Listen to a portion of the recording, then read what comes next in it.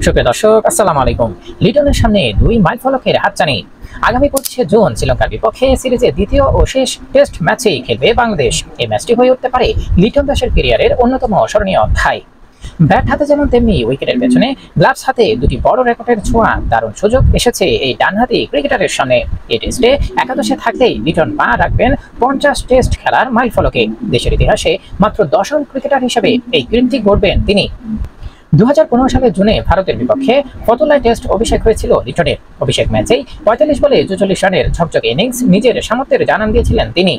এরপরে প্রায় এক দশকের আন্তর্জাতিক ক্যারিয়ারে লিটন খেলেছেন 49টি টেস্ট, রান করেছেন 34.29 গড়ে 2881, যার মধ্যে রয়েছে 4টি সেঞ্চুরি ও 18টি হাফ সেঞ্চুরি। দেশের হয়ে টেস্টে 50 বা তার বেশি ম্যাচ খেলা বাকি 9 জন হলেন মুশফিকুর রহিম 97, মমিনুল হক 72, সাকিব আল হাসান 71, তামিম ইকবাল 70, মোহাম্মদ আশরাফুল 61, তাইজুল ইসলাম 54, মেহেদী হাসান মিরাজ 53, হাবিবুল বাশার 50 ও মাহমুদুল রিয়াদ 50।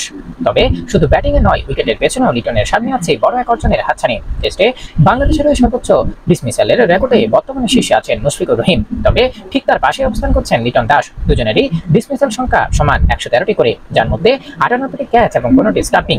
বিশেষ দিক হলো মুশফিক যেখানে এই পরিসংখ্যান করেছেন 97 টেস্টে, সেখানে লিটনের লাগে মাত্র 49টি ম্যাচ, অর্থাৎ সংখ্যায় সমান হলেও দক্ষতায় এগিয়ে রয়েছেন লিটন।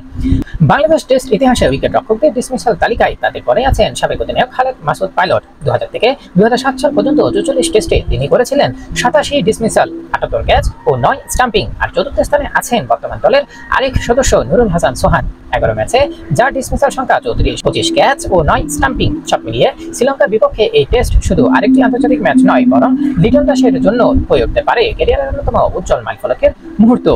ব্যাটে রান আর গ্লাভসে সাফল্য মিললেই ইতিহাস নিজের নামে আরো উজ্জ্বলভাবে লিখে রাখতে পারবেন তিনি।